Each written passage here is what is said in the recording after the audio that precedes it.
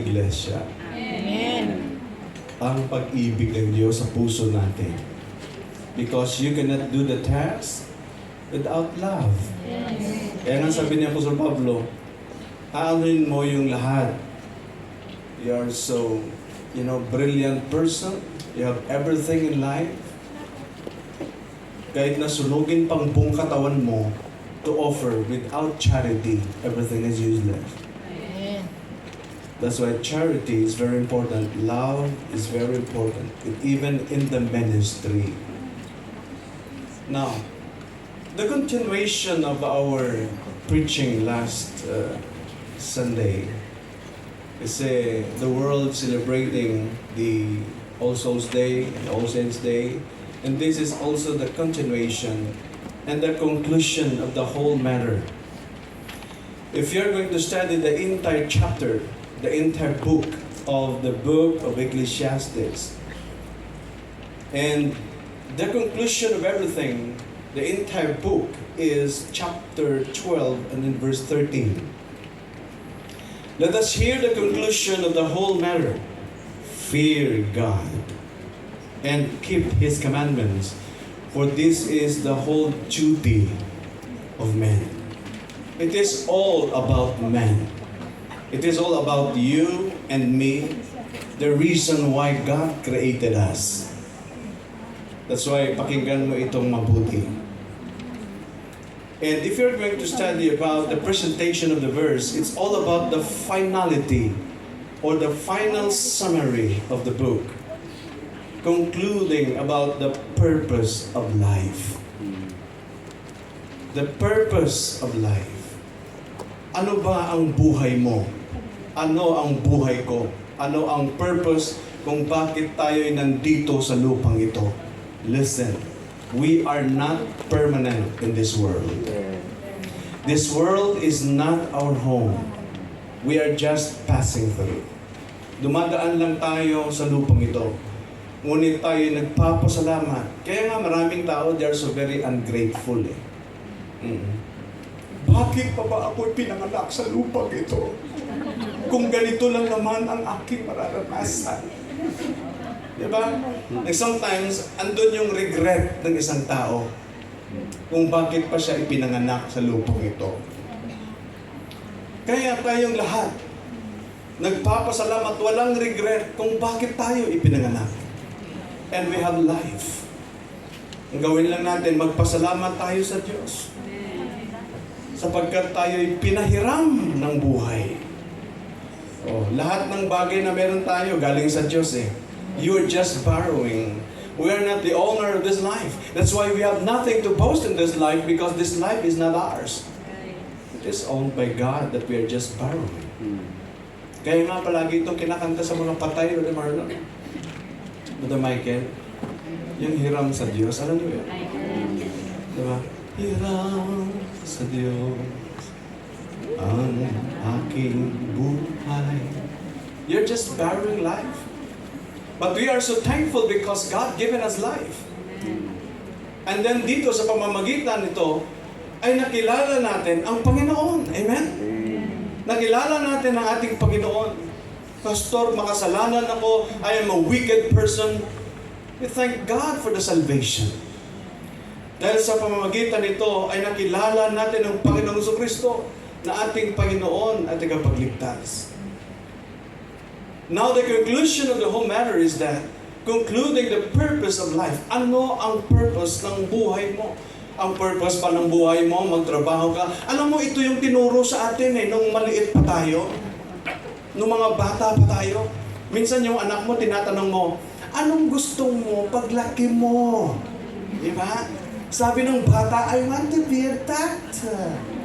Diba? Ang sabi naman ng isang bata, I want to be a nerd. Anak, kulang S. Nerd-S. Diba? Titingnan mo, what do you want in life? Diba? Then you go to preschool, you go to kindergarten, then elementary, After elementary, sinasabi na pagkatapos ng anak ko mag-elementary din, mag-high school siya. Pagkatapos na mag-high school siya, mag-college siya. Pagkatapos na mag-college siya, magtrabaho siya. Pagkatapos na mag-professional siya, magtrabaho siya. Magkaroon siya ng sariling salary niya. Magkaroon siya ng pamilya niya. And then pagkatapos, alagaan yung pamilya niya. Magkaroon siya ng mga apo balang araw. At ako mga apo sa apo. Yan lang ba ang purpose ng buhay? And sometimes you're thinking about the purpose of life for you to have more money in life. Makinig ang mabuti, kapatid. To have more material things. It's not bad to have material things. It's not bad to have money. But when the purpose of life is not focused on God, everything is nothing and useless. Wala lahat ng yun, kahit ano pa. Kaya nga, anong sabi ng Panginoong Kristo? And what shall it profit a man if he shall gain the whole world and lose his own soul? And what is the exchange of everything? Ano yung lahat sa'yo? Na darating ang panahon, thou art taken from the dust, and in the dust you shall return. Kaya kung ganyan yung sarili mo, huwag kang mainggit sa iba. Alisin ang inggit sa puso. Bakit ang mga Koreano, yung mga gwapo at gwapa? Bakit akong ilong ko ganito? Bakit ako ganito? Bakit sila ganyan? Unfair si Lord sa paglikha. Bakit? Dahil lang ganyan yung ilong ko ganito, yung sa kanila matangos. Listen to me carefully. In the grave that the body were goest, there is no beauty in the grave. Soon you will be. Bakit, Pastor? I remember way back 2017. Kilalang kilala ako ng mga solterero sa Burgos Cemetery. Oo, andito na naman mambili talaga yung pastor na yun. Magkaya pa ng bayad sa kanya. Yung ibang pastor tumayo sa sementeryo, sometimes once a year lang or twice. Ako 17 times. Pabalik-balik sa sementeryo. Sabi ng solterero, sabi niya, andito ka na naman, pastor. Ang dami mong namatay na membro. Alam mo, 2017? Ate Marlo, marami daw namatay na membro. Hindi, sabi ko, hindi. Alam mo kasi meron kaming program na ginagawa noon, a free funeral. One of the idea on how we evangelize people. That's why we promote that program to the barangays. Ang sabi namin, sabi ko, Kapitan, kung meron naman tayo dito na walang pambayad sa mga funeral services, i-text mo ako. Aba, sunod-sunod yung text. Kasi magdo-donate ka pa ng sometimes ilang boxes ng pancham. Uso yun sa atin, di ba? Lalo niyo ba yung pancham? Tandaan talaga kayo. Yung pancham. Tapos meron ka, mga sis, mga sweet C. Meron kami member noon na yung ginagawa nila, meron silang bakery. Nagdo-donate yun kahit 100 pieces pa, magdo-donate lang yun. Kaya sabi ni Brother Rico, si Pastor lagi na lang dito nag-uwi ng donation. Ang purpose nun ay ibibigay sa mga namatayan. Kaya nung narinig ka ng ibang barangay, uy, doon kayo kay Pastor, i-chat nyo. Hindi kayo may nag-chat, Pastor, yung anak ko namatay, Pastor sa dengue. Ikaw na lang mag-funeral. O sige po. Pastor, di ba nagdo-donate kayo? Pasama na yung donation, And sabi ko, it's okay. It's okay. Ang purpose nun ay para makapag-proclaim ng gospel. And one time in the Burgos Cemetery, alam niyo yung taga-Bacolod dito? Yung Burgos Cemetery. Ang sabi ng spolterero, andito na naman ang pastor. Maraming namamatay sa membro niya. Sabi ko, hindi yan namin member. Hindi namin yan ka-member. Sila ay mga taga-ibang barangay na kumukontak sa amin na walang pera. That's why, nagiging ako. Palagi na ako sa cemetery, pinagmamasdan kong bawat nitso, tinitingnan ko. Kahit doon sinatawag nilang lahat, yung mga hinuhukay nila na wala ng pamilya ba, wala ng uma-attend sa mga bangkay na yon, tinatapon yung mga ano doon, sa isang lugar lang. Lahat ng mga bungo nandun. Come on. Tapos andun ako, nag-eye-to-eye kami ng bungo doon. Parang sakit ng tingin ng bungo sa akin ba? Hindi ko matindi talaga ito. Ganyan ako balang araw. Siguro, noon, nag-i-enjoy din to sa buhay, katulad mo. Oo. Yung mga namatay na, they enjoy before like you. They enjoy life. They experience life. They experience the goodness of God. They experience the blessings. They saw a lot of things that God created. Experience ng lahat ng yan. Kaya pinagmamasdan ko, mga kapatid. Then there, I make also my conclusion when I pray to God and I said, what's life, O Lord? I am taken from the dust, and in the dust I shall return.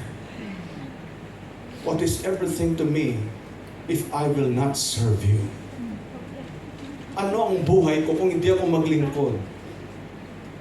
Ano ang buhay ko kung hindi ako magiging tapat? Ano ang buhay ko, Panginoon, kung wala ka? Ano ang buhay ng lahat, Panginoon, kung wala ka? So hard for us to live without God. Ang problema sa atin, ganito. Okay lang sa atin panamuhay pag wala si Lord, kahit wala si Lord eh. Pero pag na-failure tayo sa buhay, andun tawag ka ng tawag kay Lord. Kung saan pa naghihingalo ka, doon ka tatawag kay Lord. Pero ngayong malakas ka, parang wala si Lord sa'yo. Kaya sabi ng Ecclesiastes, as what we meditate, last sermon we have, last Sunday, mga kapatid, hanggat meron kang lakas, maglingkod ka sa Panginoon. Hanggat merong panahon, maglingkod ka sa Panginoon. Bakit? Maikli na lang ang panahon na meron tayo. Observe the situation of the world today, that even in the current events right now, pagmasdan mo, kapatid, isa na lang, if you're going to go to Daniel chapter 9, concerning about the prophecy of the coming of the Messiah, the second coming of the Lord Jesus Christ, ito na, kapatid, isa na lang ang hinihintay natin. The 70 in the book of Daniel, it tells us a lot about the events of the world concerning the coming of Christ. Isa na lang. Ano yun, Pastor? The 69 already fulfilled. But there is a gap. What is that, Pastor? The death of Christ and His resurrection. That was 2,000 years ago. And now the fulfillment of that 70, the plus one is the 7 years tribulation. Listen, is the rapture. Rapture ang hinihintay ngayon, mga kapatid. In 1 Thessalonians chapter 4, verse number 16, down to verse number 18.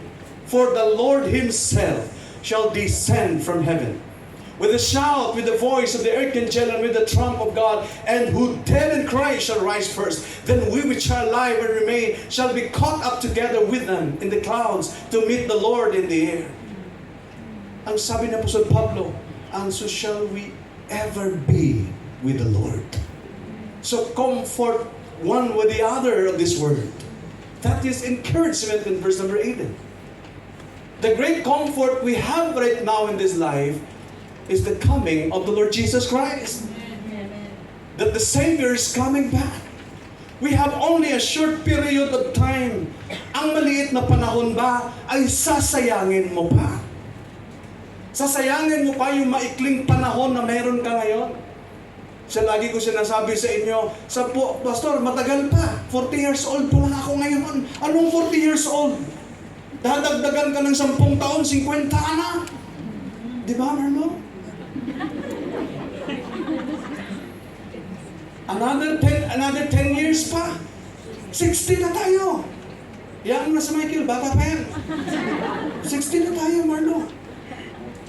Kung alaw pa ni Lord na mabuhay tayo, Brother Arnel, una ka lang sa amin. Dadagdagan pa tayo.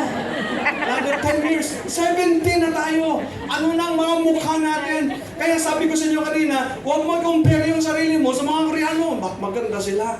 Siguro bibili pa ako ng maraming pangpaganda para mas dami pang... Listen to me, pagdating mo ng 70, kahit ano pa. Kaya pinagmamasdan ko si Dr. Ravelo eh. Yung umangit na. Sa Ilonggo pa, bisan ano mo kainat na. Wala na talaga. Bakit? Grabe na siya. O, kita mo, nag-usap-usap na sila. Ano pong paganda yung mas maganda, sister? Nag-iisip na siya. Ano ba? Siguro wala na. Kahit ano pang pagandang gamitin mo, wala yan. Bakit, pastor? Bakit noong bata, kagandahan ko ganito pa? Ba't ganito na yung mukha ko ngayon? Dahil di pa tapos si Lord sa'yo. He who began a good work in you until the day of Jesus Christ. Listen, on the day of rapture, this body will change into immortality. This mortal must put on immortality, will be changed into incorruptible body. Ito, wala na to. Brother Arnel, na to, itong pagkupuhan na to. Sinungaling to. Wala yan, kapatid. Don't compare yourself. It's not all about the beauty. It is not all about the things in life. It is not all about the material things or financial things in life. Yung palagi natin iniisip, ito, magkapera ko. But the problem is, the Lord is rejected in your life. Sometimes we detach the Lord in our lives in the purpose of this life. You will never be successful without the Lord. So the verse tells us about the finality of the book. The purpose of life. Ano ang purpose? Is to revere God. The purpose is to revere God. Look at in our introduction. Balikan natin yon. The final summary of the book of Ecclesiastes, the purpose of life, obedience to God's commandments, and those things that we are going to learn today. The purpose of life is to revere God. Ano ang revere, Pastor? If you are going to look, the absolute definition of the word revere is a deep respect with God. Worshipful gesture before God. Acknowledging God. Honoring God. Praising God. Worshiping God. Kaya kahit sa araw ng panambahan, mga kapatid, ilagay mo to sa puso mo na kung pwede pa, huwag kang mag-absent sa worship service. Amen? Eh, pastor, nayaya ako sa birthday. Hayaan mo ng birthday. Punta ka pagkatapos ng worship. At makikain doon. Amen? Pag alam mo na merong birthday, in-invite ka sa birthday, sorry mga sis, may mga barkada ka doon sa labas, iniimbitahan ka. O, sabihin mo muna, sis, sorry, magsimba ako. Simba? Meron pa namang next Sunday. Meron pa namang next Sunday. Remember, value every day. Yes. I-value mo yun. Anong sabi ni Vernon Brewer? He is a preacher in India, building more than hundreds of churches in India. He was a missionary. He's the son of the pastor. Meron siyang throat cancer. Ang sabi ni Vernon, I will give my life to the Lord before I die because of the stage 4 cancer. That allowed me to go to India.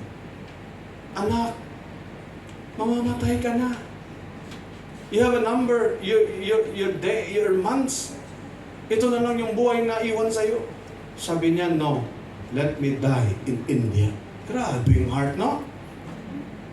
Napakaikli ng aking panahon. Allow me to die in India. He fly to India. And he started to be a missionary in India and preach the gospel in India.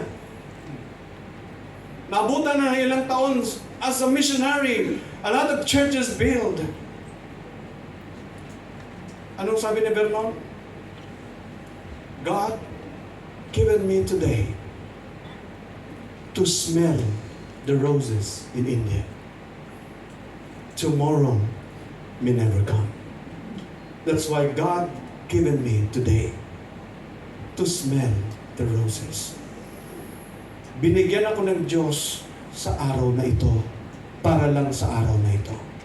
Baka ang bukas di na darating. As long that we have time to serve, we must serve God. Amen. Because that's the purpose why He created us. To serve Him, to glorify Him, and honor Him.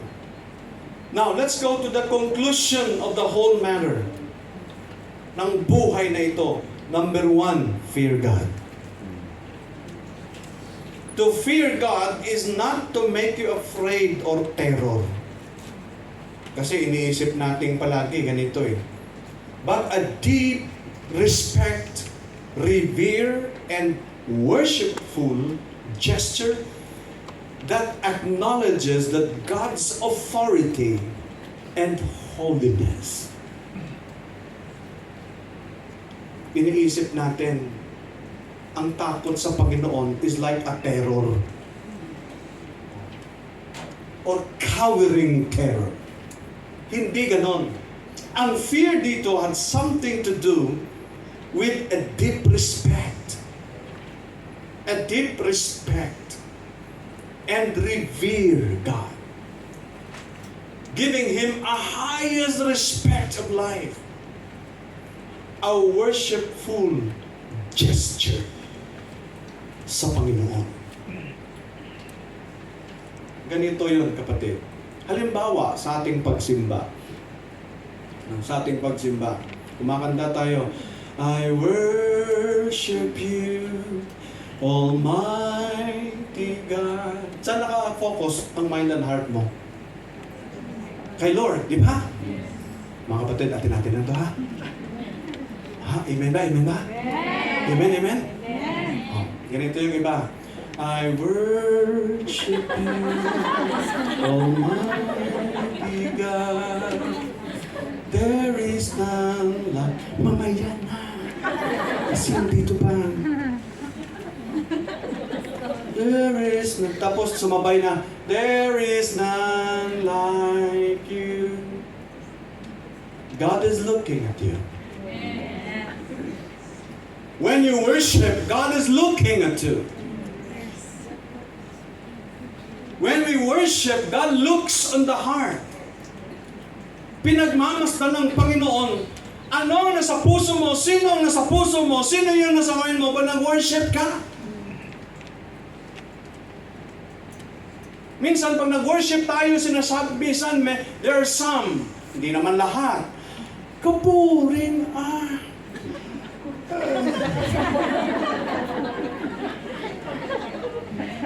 kapuring malasang music sa KFBC.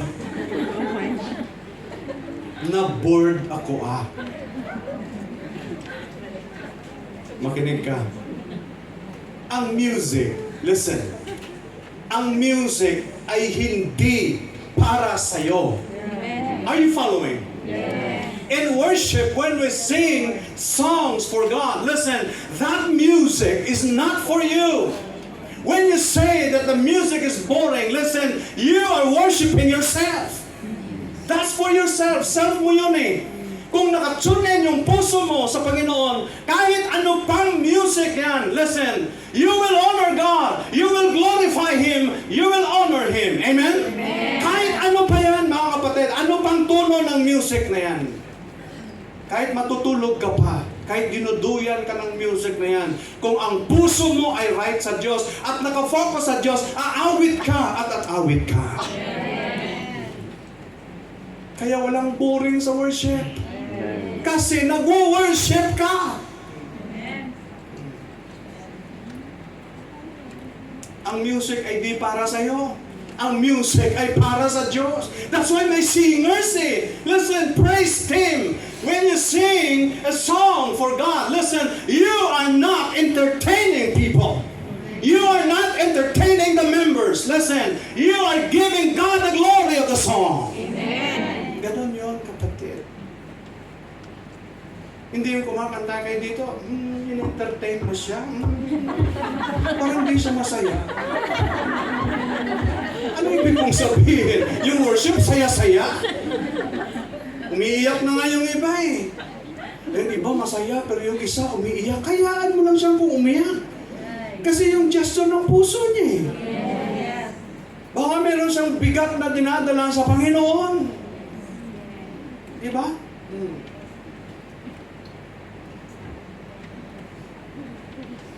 Ano yung awit niyo kanina? As the deer. As the deer. As the deer. Yan ay para kay Lord. Na ganito ako, Panginoon. But longing for you, O Lord. That's why music is not, listen to me carefully. When you sing a hymn for God, that's why there is a hymn for Him. Hymn for Him. Para kay Lord eh. Pag umawit ka, para kay Lord. That's why sa temple, going back to the time of King Solomon, and King David, meron talaga silang mga singers para umawit, to rejoice before the presence of God. I imagine when I was in Jerusalem, nung pumunta ako sa Jerusalem, kailan yung Bernardo? 2 years ago ba? 2 years ago, when I was in Jerusalem, pinagmamasdan ko yung bawat block doon. Sabi ko, itong mga bricks na ito, mga bricks na ito talaga yung yung witness kung ano nangyayari sa mga panahon na kung pwede lang magsalita itong mga ito eh. That's why, makikita mo, they have the singers also in the temple to praise God and glorify God. That even King David in the book of Psalm, pag kumanta siya, Yung blue. ang harp niya ginagamit niya, ang arpa niya, pag umawit siya para sa Diyos. That's why the life of David became a pleasing in the sight of God. Wala pang congregation si David noon. Mag-isa lang siya. That even in the wilderness, nagbabantay sa mga tupa. Because David was a shepherd boy. That even in the field, when we go to Bethlehem, sa shepherd's field, bumaba kami dun sa shepherd's field. Ang shepherd's field ay pagmamayari yun noon ni Boaz. If you're going to study the Ruth, di ba? The life of Ruth, makikita mo that even Boaz, that's the shepherd's field now. That even in time now, bumaba kami doon. Sabi ng professor namin from Jerusalem University, ang sabi niya, itong lugar na to,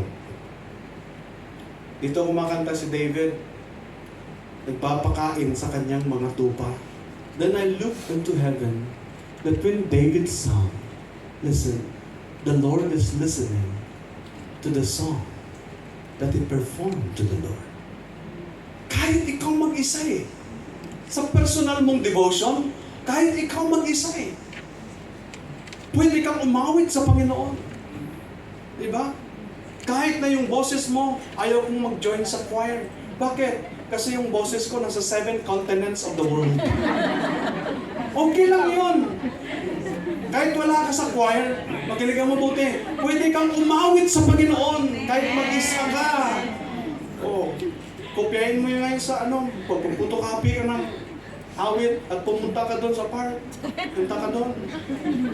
Oh Lord my God, when I know someone on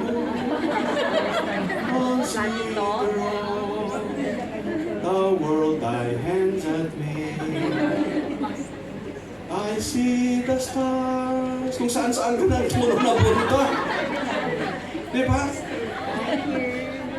Kahit yung mga Chinese, maintindihan ka nila. What happened to her? Pag umawit ka, kahit mag-isa ka. Pag may kabigatan ka sa buhay, umawit ka. Amen? Umawit ka sa Panginoon.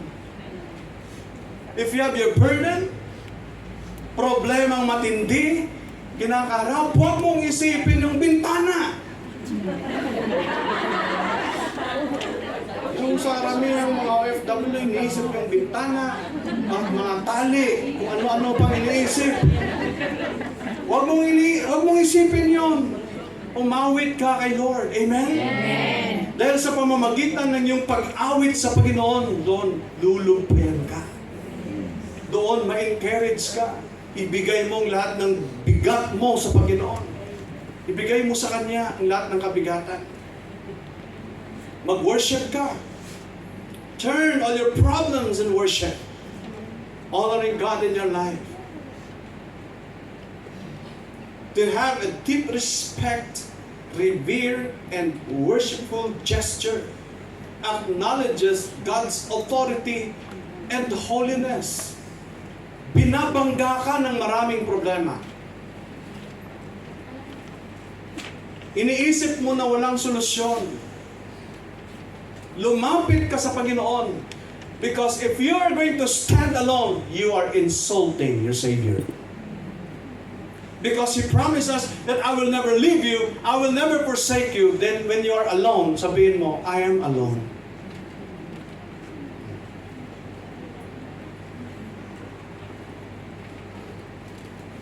Huwag mong sundin yung sinasabi ng isa na walang kaibigan-kaibigan, walang kamag-anak-kamag-anak.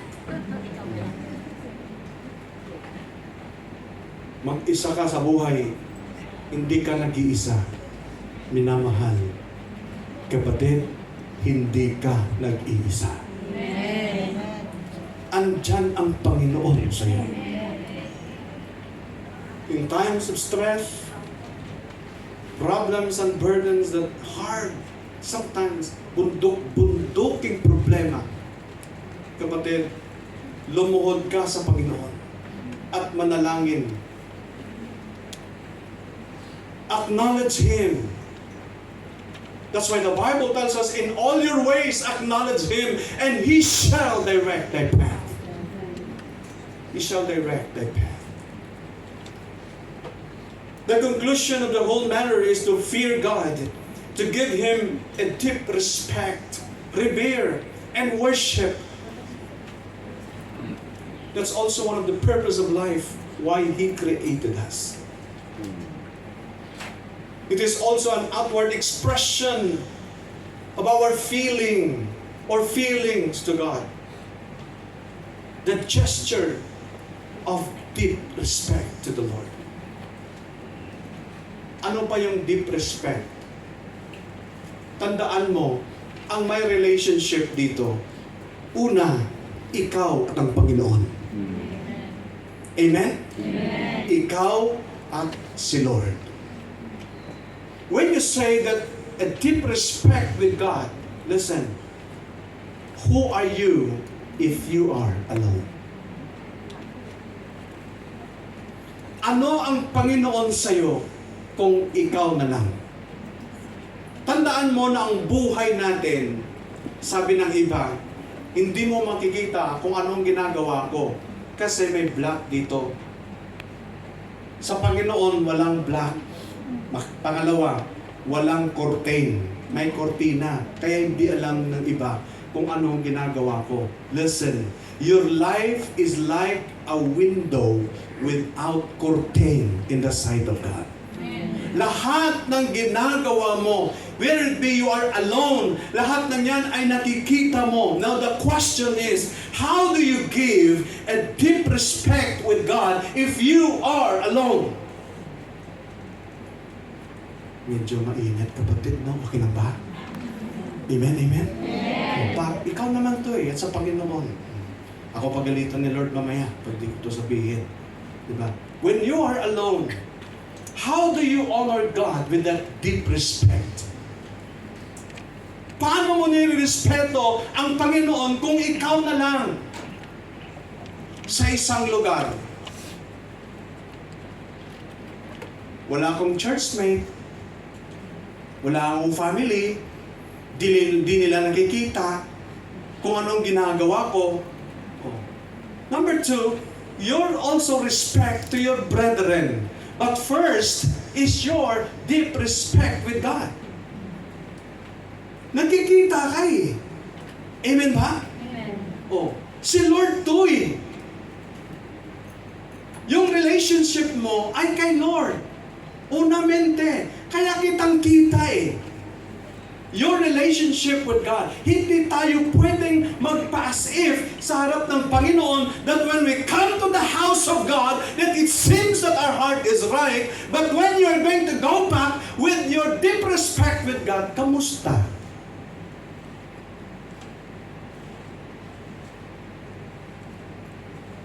Preaching kayo ito kapatid, hindi ito lecture.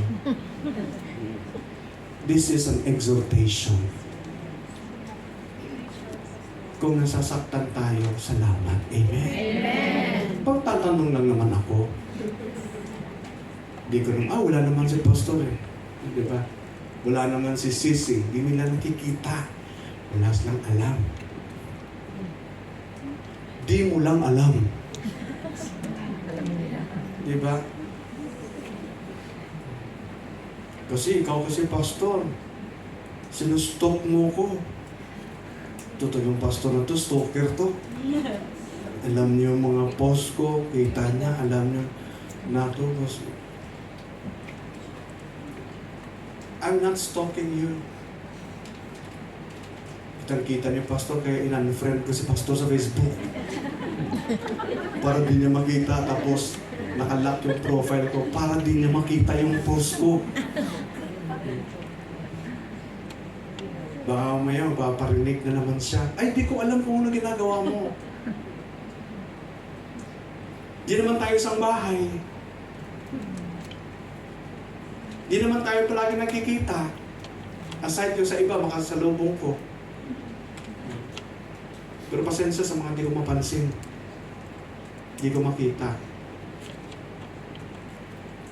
Pero pag nakita mo, pasinin mo naman ako, di ba? Hindi, huwag mong sundin yung katulad ng isa sa Admiralty. Hindi nagsimba. Nag-attend sa birthday. Nung nakita ako, itago doon sa poste. Nakita ko siya. Sabi ko, ay, Gulatan. Gulat. patula ka kanina. Pastor, sinusundan mo ako. No, hindi. Nakita kita eh. Talaga, pastor, ito bantayero talaga. Totoo po yun. Kasi lang ko pa, bantayero, ganyan pastor niya. Totoo yun.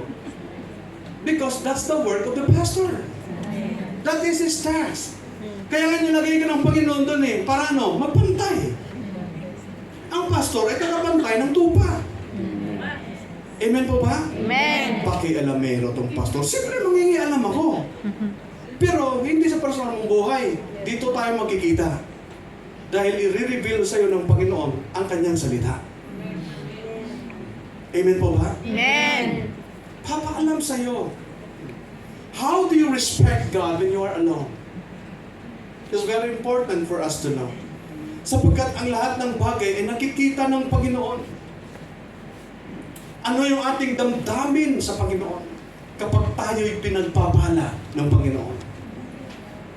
When you're alone, if you are alone that blessed by God, kapag ikaw ay pinagpala ng Panginoon, a lot of blessings that come in your life, and now, how do you remember God?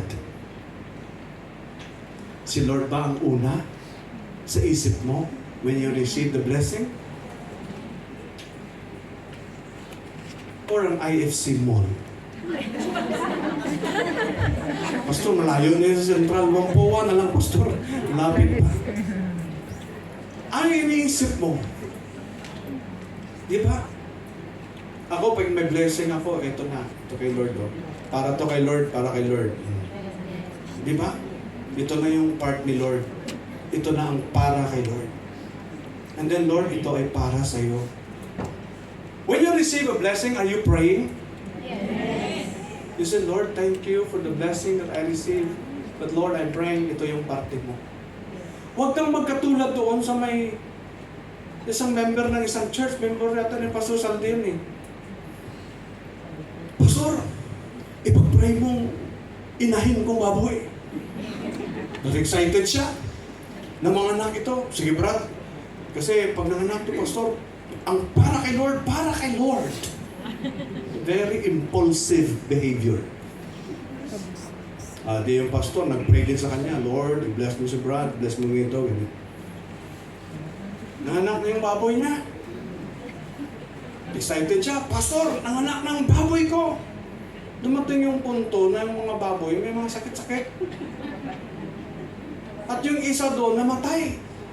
10 yung anak ng baboy. Yung isa namatay. Ako nung bumisita yung pastor, sabi niya, Brad, kamusta na Brad ang baboy? Pastor, nalulungkot ako. Bakit? Kasi yung para kay Lord namatay.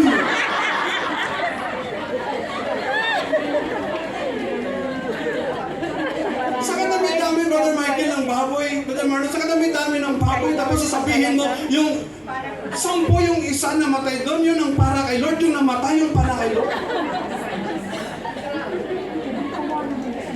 Pero okay lang, meron pa namang isa kong ibigay doon, ang gipos. Alam niyo yung gipos? Yung isa kong pinakmaliit na sakipin. Yun na lang ang para kay Lord. Anong tawag doon? Bansot! Ihid sa amin. Ihid. Bansot! Bansot? Ewan ko sa inyo. Ihid. Kung ano pa yung hindi na pinakamaganda, yung hindi na pinaka-the best, yun pang ibibigay mo sa nagmamayari ng lahat ng yan. Remember, what you have in life is not owned by you. Everything is owned by God. Amen? Even your life, your soul, and spirit. Everything you have in life is owned by God. Itong mundong tinutungtungan mo ay pagmamayari ng Panginoon. Ang lakas mo ay galing sa Panginoon. Lahat ng bagay na nakikita mo ay pagmamayari ng Panginoon. Ay lahat ay sa Panginoon. And then pagkatapos, yung pinaka... Ganyan tayo minsan. Amen ba mga kapatid? Huwag tayong ganun kay Lord. Ibigay natin kung ano ang pinaka-the best sa Panginoon. Amen. The term implies humility in the presence of God. Accepting that everything I have belongs to you, Lord. I will give it to you because you own everything. And everything that I have, I'm just borrowing it from you. Thank you, Lord, that you provide for me food. Pasalamat tayo sa Panginoon. Pinakakain tayo ng Panginoon araw-araw. Kaya pag mayroong pagkain, Lord, salamat. Kahit may gout ka pa. Lord, salamat. Pero ipakain ko to kay Marlo.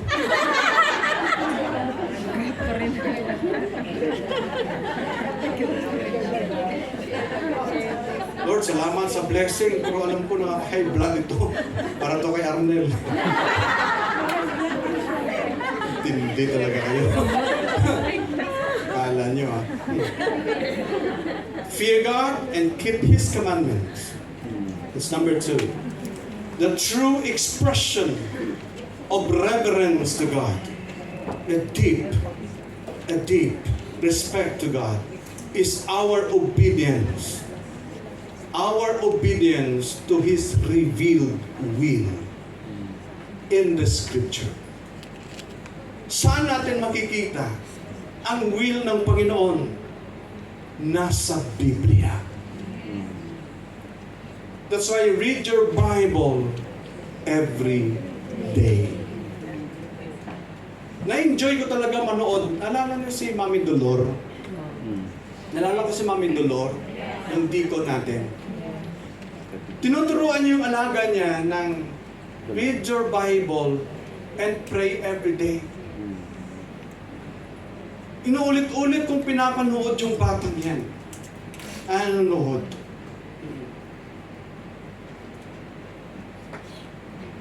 Kahit na yung mga elementary students, sasabihin natin, pinapatulan nyo pa yung mga bata dito?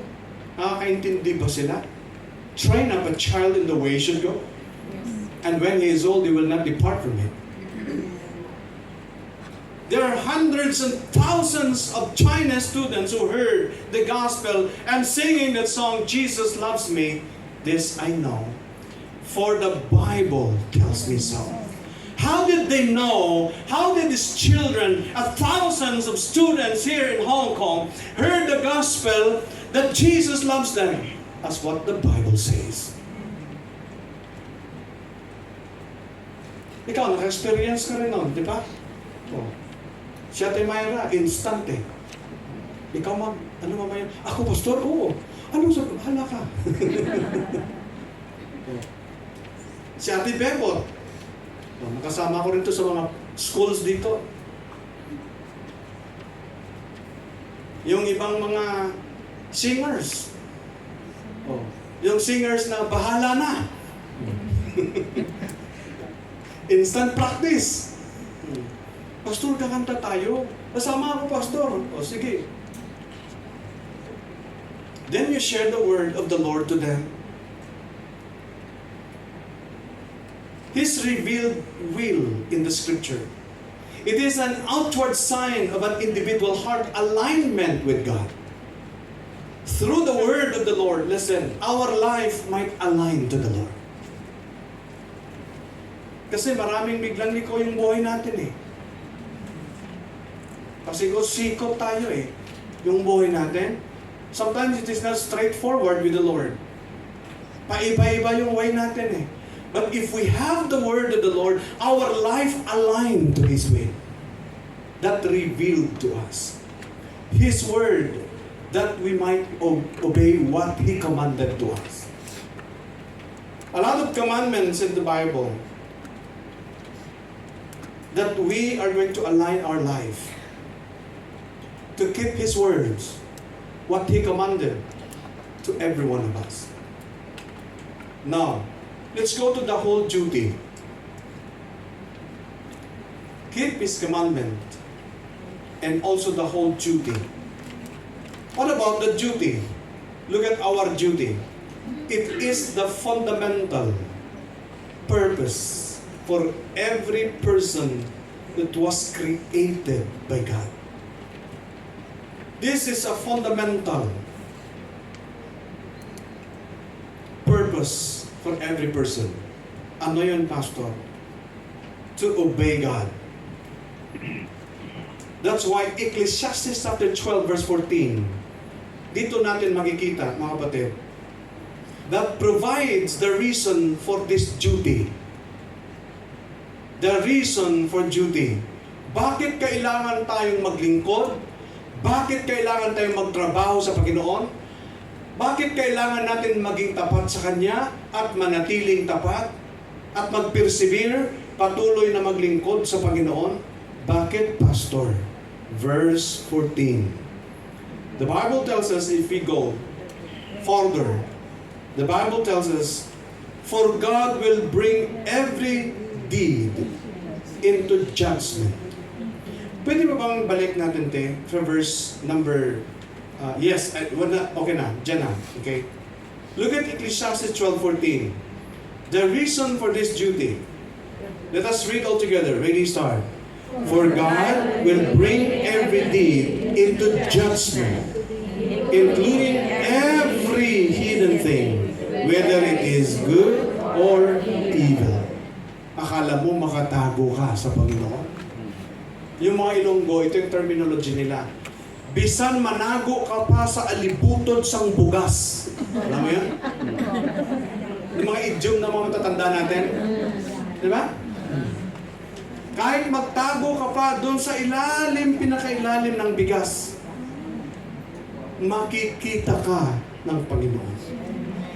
Sapagkat walang lihid na bagay sa Panginoon, including every hidden thing. Lahat mong tinatago ay nakikita ng Panginoon. Lahat na nasa puso mo ay nakikita ng Panginoon. What's on your mind? Sabi ni Facebook, what's on your mind? What's on your mind, so with the Lord. Lahat ng yan, kitang-kita niya. Walang nakatago doon.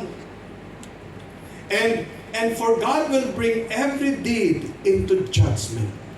His verdict. Whether it be God is going to bless you, or God is going to give the consequence of what you have done. Everything we do, there is what we call a consequence.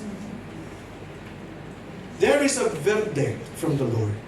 Look at what happened to King David.